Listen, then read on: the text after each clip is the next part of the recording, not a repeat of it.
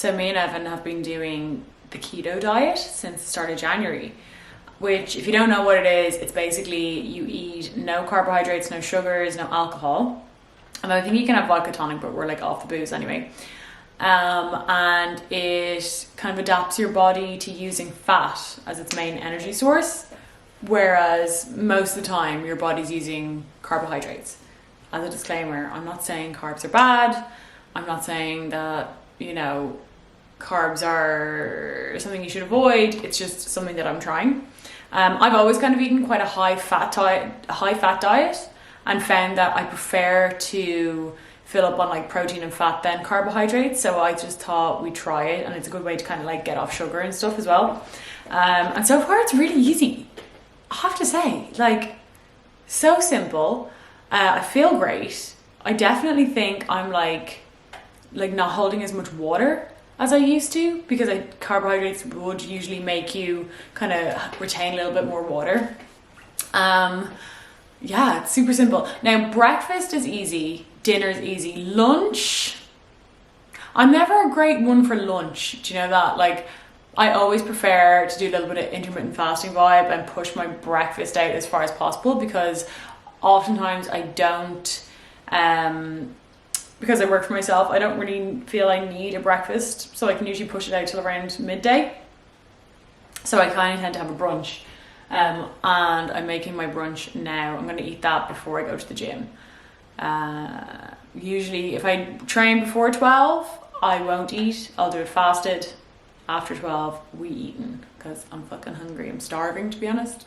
But yeah, so far so good. I'll show you a few of the keto meals, but to be honest, they're very simple. I really thought I'd miss, like when my friend Fiona did this, I was like, do you not miss rice and potatoes? Like, I was like, oh my God, I couldn't imagine how to cook without them. It's so fucking simple. It's weird. I really thought I'd miss them. Don't at all. Could easily do this. Now, me and Evan are going away, not like just down to the country, for his birthday. I got us a little trip for in the 6th of February. So we're gonna have a few drinks then. Definitely we'll eat some carbs because we're eating in the hotel, like a really nice hotel. So I've no like anxieties over that, but then like I'll definitely be able to go back to keto. It's so simple.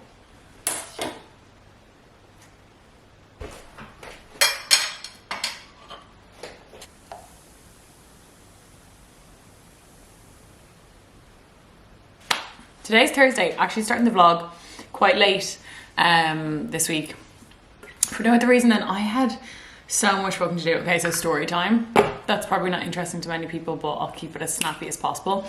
I obviously released my first free episode of Red Room. Like, now I have another free episode up there, but I don't count it because it was an episode that was out on Patreon. Like, this one is an episode that's new for everyone. So I had recorded that. I worked, as you saw in the vlog, I worked all day Saturday on it. I actually worked a lot last week on it, to be honest. And then recorded it on Saturday, went through some of the footage, blah, blah, blah. I downloaded loads of the like sound bites I needed, had it all ready, because I was like, on Sunday, I'm going to edit it. I went for a hike Sunday morning, and I was like, in between then, because my brother was coming over Sunday night, I was like, in between the hike and my brother coming over, I'll have the podcast edited and ready to go for Monday morning. And the whole card corrupted, the file corrupted. It just wasn't, it kept saying error, error, error. And I was like, what the fuck? But thank fuck for Evan and Louis. Like, Evan was here. Evan has like file recovery software because of his job, obviously. And so he had that. My hair is not behaving today. And my brother is like, amongst many other things, a musician, and like does some audio engineering and podcast production. So he was able to help me get it as well. The two of them saved my fucking life. So the podcast went up late, but it still went up on Monday. But it basically meant I lost a half a day. So Monday was spent doing that. Tuesday was the new podcast, and then is today Thursday or Wednesday? Oh yeah, and then yesterday, I just had other shit to do. So we're starting the vlog a little late, but I'm going to do more of a sit down. Like, there will be vlog shit in there, but I'm more going to do some questions and stuff like that. But Fucking hell. Like, that wasn't even a thing of like, make sure to back up your files, guys. It was just like, oh, you're not working randomly. Anyway, that fucking SD card is getting thrown out. In other news, I released an episode on Wednesday where I spoke about eugenics and posted this picture of Jeffrey Epstein saying elites and eugenics, and Instagram hate it. And now I hate, one of my pet peeves, guys, okay? One of my all-time pet peeves is influencers complaining about views on stories, or like real niche stuff that really only if you're in this industry, you know, like you should know anything about. Like, people are like, my engagement, my blah, like my views are down. But since starting Red Room, I've noticed that there's some things that they hate me posting, some things they like. I don't think I'm fully shadow banned. Like, some people have messaged me being like, I think you're shadow banned, I can't find you. But like, I think I am not shadow. I don't think I'm shadow banned. I don't think I'm shadow banned personally. Anyway, they don't like it when I post about Jeffrey Epstein, and they really didn't like it when I posted about QAnon, even though like I'm talking about how bad they are. Like, I'm not like, here's my QAnon podcast. Anyway, I asked for questions in the next one, and like usually my stories, no one really cares, but like usually my stories have about 10,000 people seeing them. And this has 3 and it's nearly up 24 hours. So Instagram do not like that, which is frustrating when it's like your job and when I'm promoting something that like I put work into, but fuck it, whatever. So I'm gonna have to put up another question box, I think. But I did get some questions. So let's start off the morning with a few light ones. Like, let's see what we have here. I haven't looked through them. I'll start from the very start.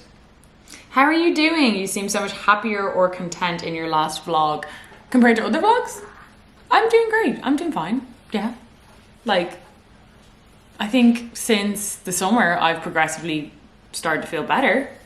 And I think when you're making content like this, when it's like, and I used to get it with my old podcast as well, when it's so based on like you and your personality and like what's going on in your life, it's very easy to get like, burnout's not the right word because it's not fucking burnout, but it's very easy to get a bit like, like, you know, you can like, it can feel very like pressurized to have like shit going on and like to be doing stuff and like vlogging it and make sure you're vlogging it. And Evan's always like, hey, make sure you're vlogging this. So I think the break every couple of weeks, like I think I'm gonna do like every few weeks I'll try do like either a sit down video or take a week off the vlog, because I don't make any dime off the vlog. I make 0 cents, but I enjoy doing it, but I want to keep enjoying doing it. You know what I mean? So I think having a few times where like I'm not so pressured to like vlog and make it like a vlog, even though my vlogs are like pretty chill, but I think that's why people like them. Anyway, I'm doing great. Thanks for asking. This question, I'm not calling you out. I'm not trying to call you out and I'm not trying to be rude, but I think it is an important thing to note. Someone asked me if I have fertility fears. Now, I'm completely fine answering these questions. It's not like sensitive to me, and maybe that's why you've asked, and I'll give you the benefit of the doubt.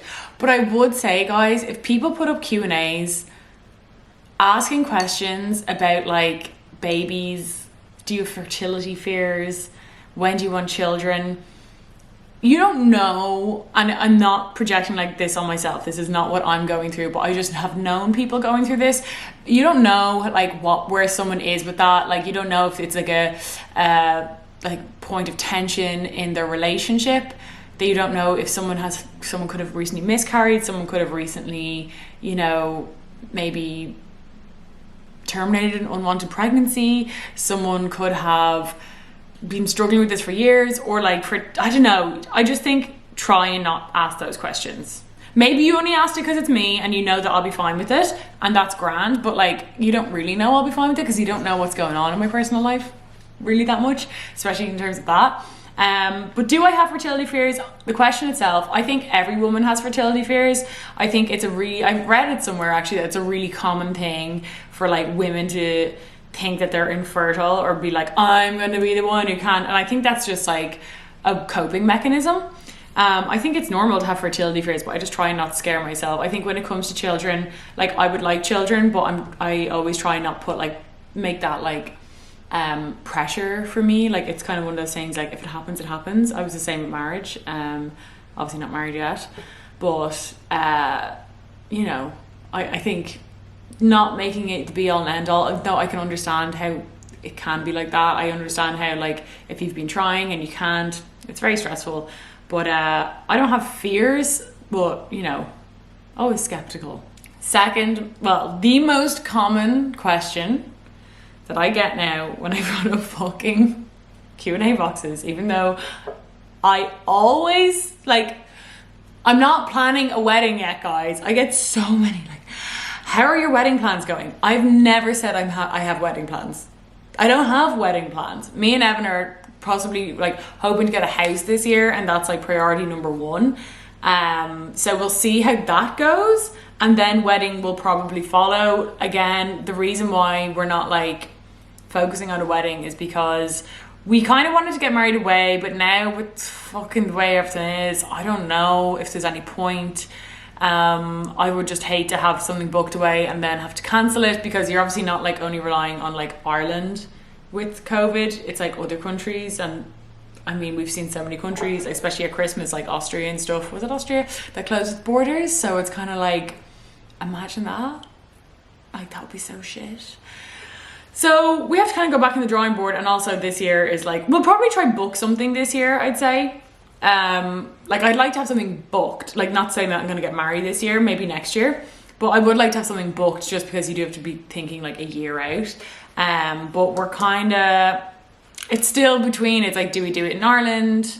Do we do it abroad? Do we risk that? Is everything going to be back to normal? It kind of feels like nothing will ever be back to normal. Oh my God, I look like such a granny today. I don't know if it's the cardigan, the no makeup, the glasses. These glasses, I know I'll get asked, are by Taylor Morris, and they're, like, kind of like a pink. Can you see? They're like pink, clear. Oh, okay. Any exciting plans for Red Room? Well, I hate to, like, project too far in the future, because a pet hate of mine is, like, saying all the things you're gonna do and then, like, none of them come to fruition. But I also think that sometimes you have to put things out there in order, not, like, manifest, but, like, to kind of keep yourself accountable. So I just got off the phone to such a fucking cool guest who's I'm recording with next week, and I just think he's so fascinating. I'm not, like, going down the route with the Red Room of, like, unless it makes sense, having, like, famous people, not famous, but, like, you know what I mean, like, you know, any influencers, unless, again, it makes sense, or just having people on that, like, or, like, just for the sake of them being famous. I'd more like the guests to be unknown but make a lot of sense for the pod. So I just got off the phone to a really exciting guest, and I think anyone who is interested in, like, my Scientology series, you're going to be really interested in this guest. Like, he and I had a conversation. We were only having, like, a pre-pod conversation on the phone, and we were on the phone for, like, 25 minutes, and we had to both be like, okay, we need to stop and just, like, pencil in when we're recording, so that's going to be out. I'll put that out, actually, I think the first week of February, because we're recording it next week. Yeah, so the pod will be out next 2 Wednesdays time. This year, my goals for Red Room, I've loads of them, I wrote them all down, but some of them, not all of them, are monthly. We're doing monthly free episodes. So if you only want, like, the free episodes, could you just subscribe? You can subscribe to Spotify, and you'll get monthly free episodes there. And I'll also still be releasing, like, a few teasers and stuff like that, so you can get an idea of what's going on the Patreon. And then also, just, like, I want to get the guests nailed down. Like, I loved some of the guests I had last year, but the first 6 months of the podcast for me were kind of like a litmus test. Like, I'm trying to be like, okay, what do people like? Do they like the solo pods? Do they like the guest pods? But I think the key is, like, having guests that can either, and you let me know in the comments, I would love to know what kind of guests you would like. But I think the best thing would be, like, guests who can, like, further, like, specialists who can, like, expand on topics that I've spoken about, or people who have just experiences that are so interesting that, like, only they can really, like, give their perspective. Like, it's not as powerful if I, like, just reinterpret someone's perspective. Does that make sense? So getting really good guests on the pod is like a big one, and then I am, as I've said, working on like a larger project which will hopefully be out, I think, summer realistically, which is going to be more like a seasonal, like 6-part special, all on like one topic, but like a big enough topic that it's not going to be boring to have 6 podcasts on, and that's going to be free. That will be for everyone, because I obviously want like Red Room to have a reputation beyond just like the Patreon, and for Red Room to like open up different doors to me and that kind of shit. And finally, before we go on with our day, someone asked, any plans to do something in person with Adam, like a live stream in Cove, etc.? I think Adam's going to come up next month, so that's exciting. He has time to take off before March, I think, so I think we're going to get him up at some point in February, and we'll definitely do a live stream together. 100%. The first Docket live stream has to happen. Now I want to go down to Cove and I want to go to Cork. I kind of just want to, like, sometimes I'm like, I just want to take like a weekend in Cork by myself. I don't know how much I'd actually enjoy that while I'm down there, but I love Cork City and I've never been to Cove, so. Oh, hi guys. So it's the next day, as I'm sure you've guessed. Had a great day today, to be honest. Today I went in and trained with Fiona, which was great crack as always. And then I met up with my best friend from school, Anya. I think I showed you the birthday card she made me last week, the green one. So her and I met up and we just had such good chats. You know, when you like meet someone like a childhood friend and it's just like no time has passed and you can just pick up from the get-go. So we literally spent like, we were meant to just go for a coffee, but we like went for a coffee and then we walked around Stephen's Green for like an hour because we just had so much to fucking talk about. So that was really, really nice. Great crack altogether. So I came home and I'm just going to answer the rest of the questions. I've been thinking about it, and I do think that, I think I mentioned it earlier on in the video, but I do think I'm going to do like vlog, sit down video, vlog, sit down video. I'll change them up. I won't be doing Q&As every fucking 2 weeks. That's so self-indulgent, but I will do like a sit down kind of video, I think, because it'll make me be more consistent with videos, I think, especially on the weeks where like I'm just either making a lot of content or on weeks where there's just not really much going on, you know, but I still like to make videos and put them out there. So let me know what you think, and if you've any not recommendations, if you've any suggestions or anything that you would like to see me do, just let me know.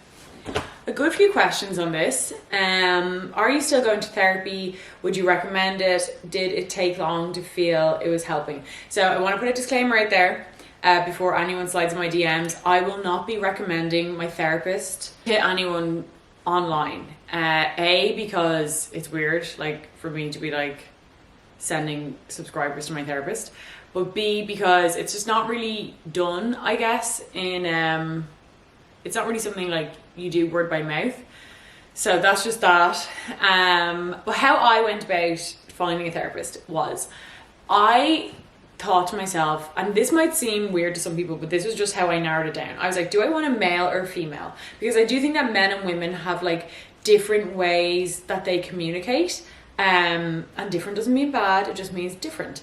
And I was kind of like, I think I just want a man, because I didn't feel, now this was just the type of care that I felt I needed at the time. I didn't feel like I needed nurturing, which I would go to from a more feminine energy.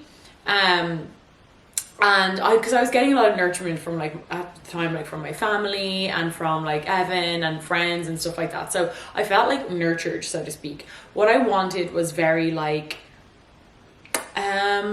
just maybe a bit more of a male perspective, especially, and I also wanted someone who had really no insight into like the internet or podcasting or my job or like that whole side of things. But I didn't want like an older, like my dad. So I was kind of like, I kind of want like an older man who's like maybe a bit of a hippie vibe. And what I did was I just started Googling. It is a process, but it's not that bad. Like, so you just Google away, and I read their bios, and but I wanted someone who had like some specific, I'm not going to go into details, but some specific experiences in certain types of people. So I just looked for that, and I was very lucky when I found my therapist. I reached out to him, he rang me, we had an intro session, and then we worked together for like the best of 6 months, 6 months. I'm not in therapy anymore. We kind of closed our chapter back, I can't remember when, but it's in a vlog, end of November, I think. I definitely would go back. I really miss my therapist, to be honest, like, which is probably needs therapy in itself. I felt very attached to him, but I would go back because there were other things that came up in therapy for me that could definitely be like worked on. But for what I initially went for him to, I felt like I was ready to kind of take that on myself and see if I could put what he learned into practice. And so far, so good. Should I move the camera? Okay, I think that's a bit better. I have a bit of a mushroom head again today because when I go back training, my hair suffers and everyone just has to deal with it. Can you see yourself always podcasting, or is there anything else you'd like to try? I mean, I can't see myself always podcasting. It'd be kind of crazy to be podcasting for the next like 30 years. I mean, never say never, but like that'd be kind of crazy. I think ultimately I would like to like have another business. Evan and I talk about it a good bit, like have a business where like he and I can like merge our talents. My background is in marketing, product marketing and social media marketing and digital marketing, all that kind of shit. So I do have a lot of experience in that, specifically in beauty and luxury kind of retail. So I would love to do something like that. Like to have a business. I would still definitely always try and be self-employed. Like during the summer where I thought I was gonna have to get a job, Evan said to me, he was like, don't worry, like you've so much experience, like you'll walk into another job. And I was like, a job? Like I was like, I want to still work for myself, can I not do that? I'm very thankful that I can for now, but I think that like ultimately I would love to be like running a business that isn't so connected to like just me, and that has like, I think podcasting obviously has growth, but it's a very like strange market to grow in, because especially in Ireland, I do find that like podcasts in Ireland, like continuous podcasts, less so like seasonal ones, you need like this massive following a lot of the time to kind of get like the big sponsorships and to really blow up, or you need like a very big name attached to it in some way, and some people do that really well, and some people are really good at growing their Instagram. I'm personally can't gain a follower if I tried, guys. But like fuck it, you know what I mean? So I will podcast as long as I can podcast. I actually love doing it. I like the whole thing with podcasting, like I know it's not an art, but like as a creative process, I enjoy the like writing, the researching. I really enjoy like the recording and the editing and mixing it together, and I'm always learning shit. And I love live streaming, which I didn't think I'd love, but I really loved doing the live streams with Ev. So I love all that. I like that media production, and it's still the reason I think I really like it is because I think it's a skill set that I can bring into like something that I do after this, whether it's like helping other people do podcasts or something like that. But like ultimately I think if Evan and I had a business together, it wouldn't be like media, it would be more like I don't know, a tangible product or something like that. Who are your favorite style icons through the 60s, 70s, 80s and 90s? Oh, I love this question. My God, put on the spot. 60s, I love Sharon Tate. Love Sharon Tate and her fantastic eyeliner. And she was just so cool, and I just love I love like, I don't really have like specific people, but I love specific looks and people that like I guess encapsulated that or represented that. Like, so I love Sharon Tate, like anything like Laurel Canyon, in the like late 60s, like Beach Boys, people who'd be hanging out with the Beach Boys, like I love all that shit. In the 70s, I mean, I love Farrah Fawcett, I love Joan Jett, I love David Bowie. David Bowie is like one of my all-time favorite people of just forever, and such a style icon and a makeup icon, and just like an icon in general. In the 80s, I have to come back to the 80s, and then the 90s, I love the models. I love like Cindy Crawford. I love Helena Christensen. I just love that whole like Alaya, the original Versace, like 4 girls, and I love how they dressed. Who are your current closest friends? I hope you're doing great. Okay guys, the obsession with who my friends are. There are 3 people in my life that I'm no longer friends with. They're all related. You all know who they are, and that's okay. We're just not friends anymore. Everyone else, all my other friends are the exact same. I knew many people before them. I continue to meet people all the time. But I'm still friends with like people I went to school with. Not everyone wants to be on camera. Not everyone wants to be... I'm not really one to be like taking pictures when I'm meeting up with people.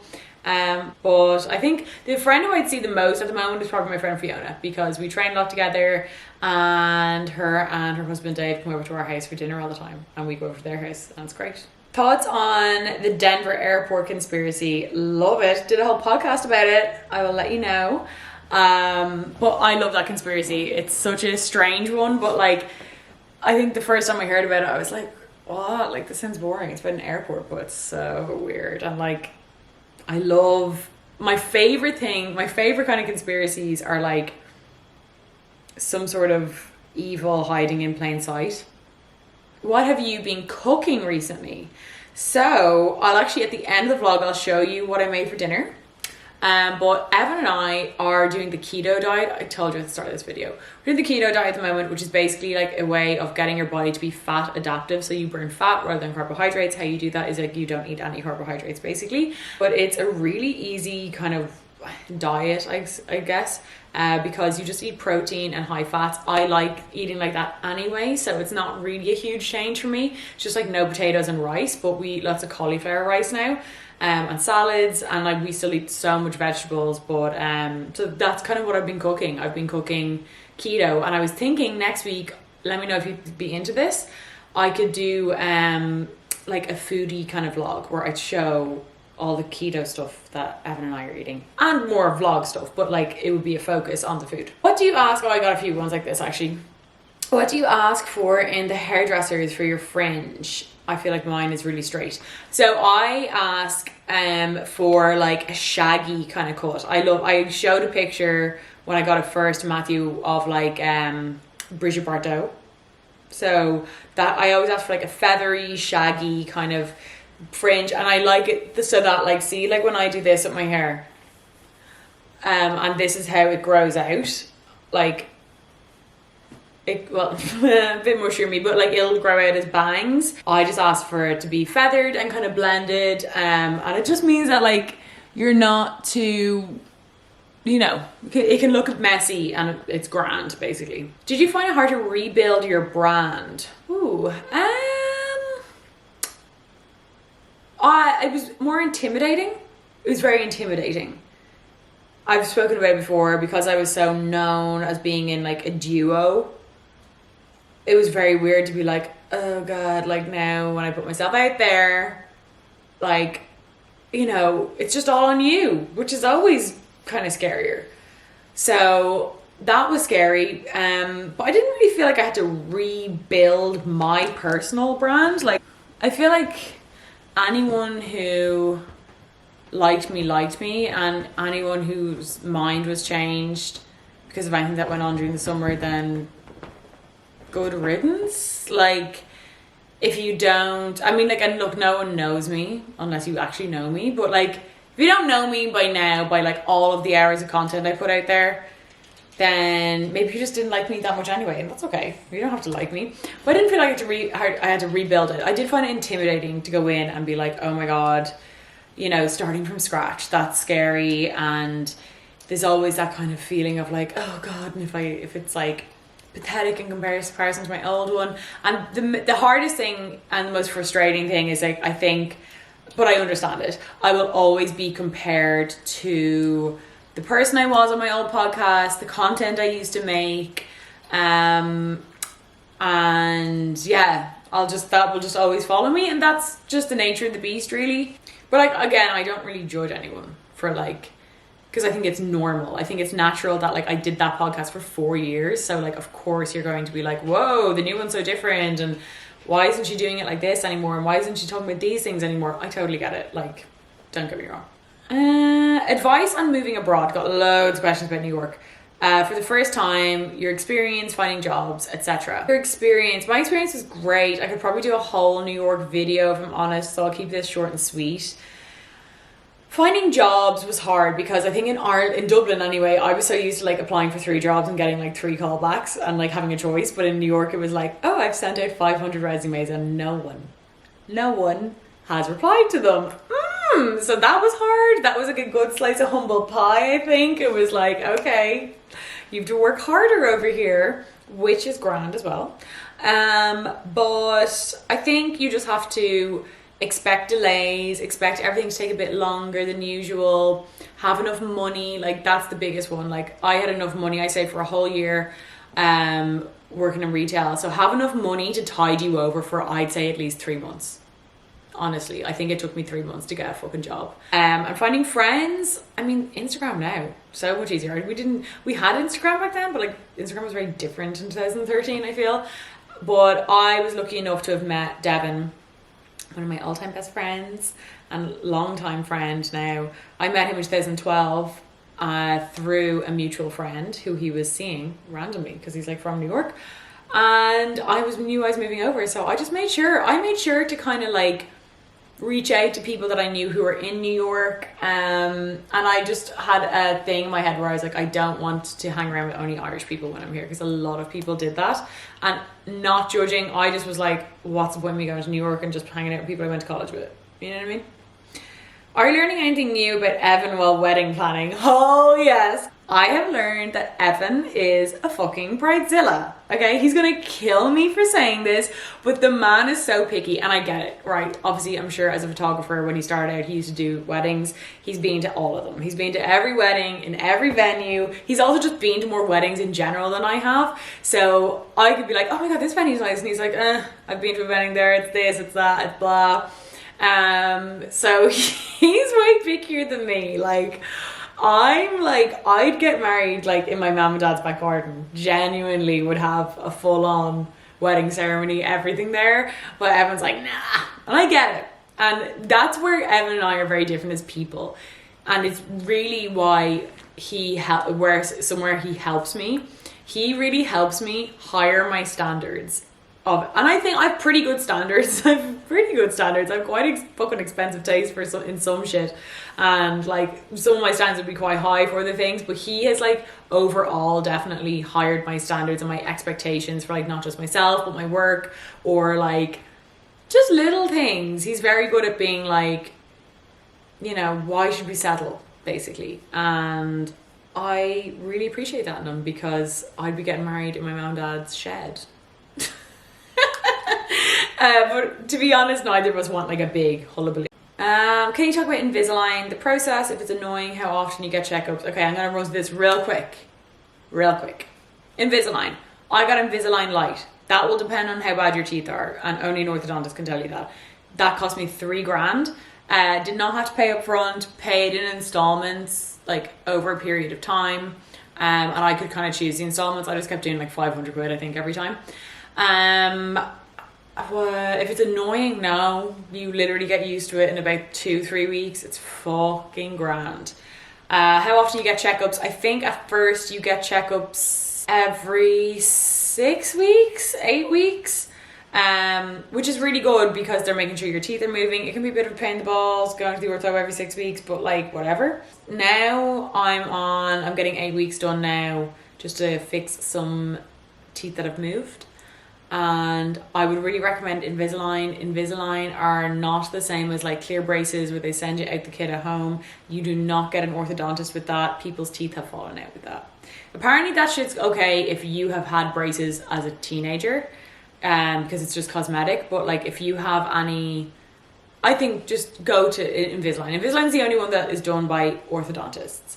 And I went to Dr. John Haughey in Green Dental in Stephen's Green. So there you go, you can look up him. Well, I end on a cheeky one. Did you ever actually get the money from the buyout of your half of It Girls? I'll answer your question by giving you another question. What do you think? If you're asking the question, I'm gonna guess you know the answer. Elle, are we done now? Are we done the questions? Okay guys, I'm gonna show you the food I made and then I'm out of here. And I'll be back next week with a regular vlog. Oh my god, you're so needy. Here's a close-up of my keto dinner. So, I did it in a vlog before. This is the chicken I used from Donald Skehan's book. I'll link the vlog, I'll link it up here so you can see how I make it. And then I just have some salad. I made some fattoush. This is Greek yogurt with tahini. So like a tahini yogurt. If you've never tried tahini yogurt, do. Just add like some tahini to Greek yogurt. It's literally as simple as that. And then this is pickled red cabbage because I'm obsessed, especially with like kebab. It's kind of like a kebab on a plate. That's a keto dinner. So simple. Ooh, sorry chicken. So simple. You just don't have potatoes, you don't miss them. It's mad. I thought I'd miss rice and potatoes so much, but I don't. Anyway, I'm gonna go eat this and I'll see you all next week. Bye.